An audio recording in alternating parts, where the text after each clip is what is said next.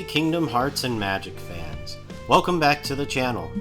I'm Kyrie and today I'm opening the door to something very close to my heart. We're taking a dive into a custom Magic the Gathering project, designed by me, that combines my love of Kingdom Hearts with Magic's most popular format. Welcome to the Find the Light Commander deck. Focus entirely on the good guys in the first game of the series. It's the one that started it all, and partially what inspired my name, Kyrie, as a reference to Utada Hikaru. Simple and Clean will always be one of my favorite songs thanks to her and this game.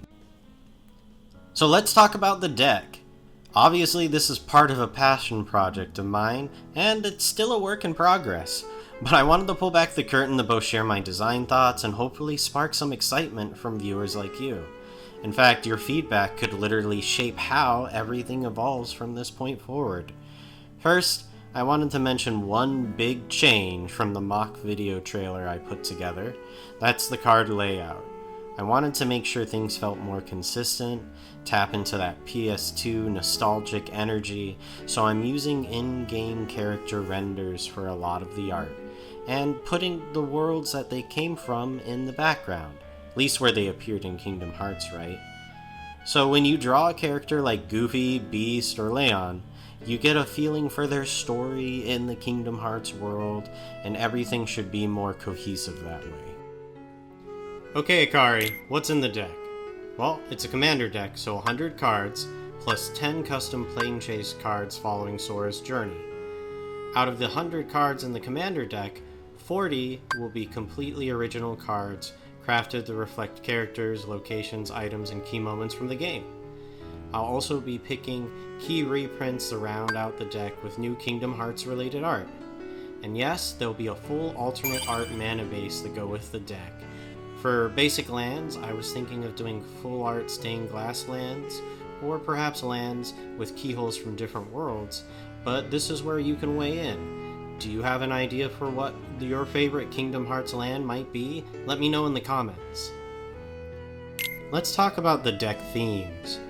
In this deck, you'll be exploring quite a lot with Sora and a number of other cards, showing how he traveled from world to world. Of course, those worlds will be featured in this deck, primarily as legendary planet cards. There'll be a lot of cards that care about legendary permanents, both your characters, allies, and the planets and representing the worlds themselves, and you'll be able to take things even further by modifying your permanents, showing the growth of your protagonists with counters, auras, and equipments, mostly keyblades, to battle against your foes. Now, let's meet the heart of the deck, Sora, Keyblade Wielder. Sora is here to explore. As you planeswalk and find legendary lands in your deck, Sora explores, representing both his physical journey between worlds and his growth as a hero. Each time he explores, you essentially gain experience.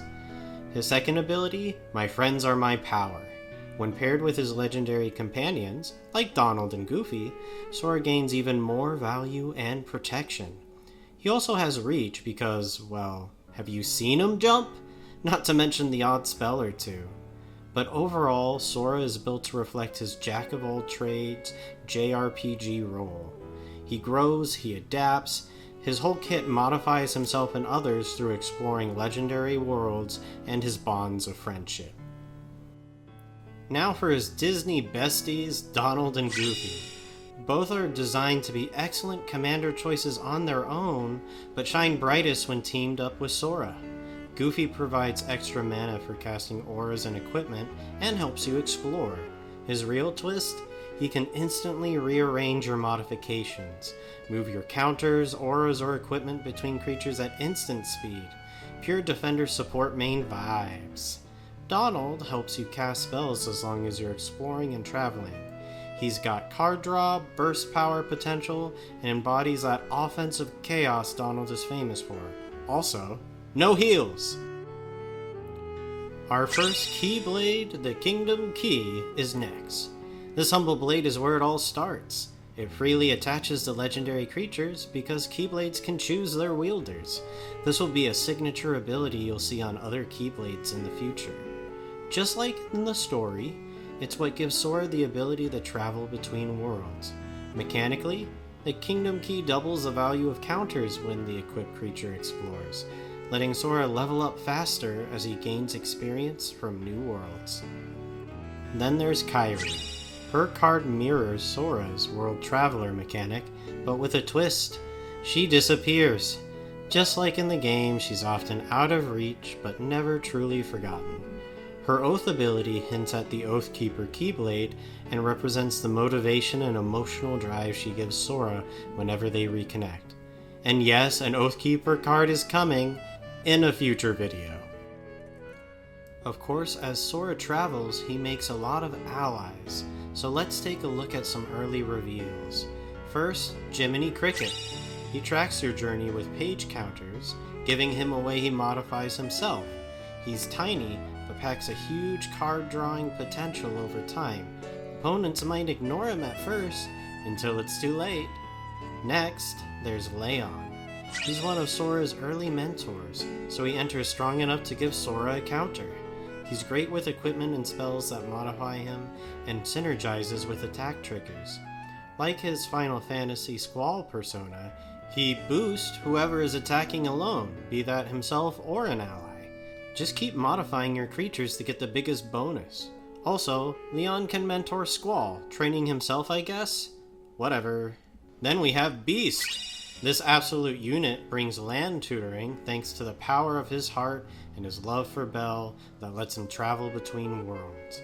He has the highest raw stats of any ally in the deck, and true to form, he protects Sora when he's vulnerable, just like he did in Halabastion. The final cards I want to show you today are some of the legendary planet and planechase cards in the deck.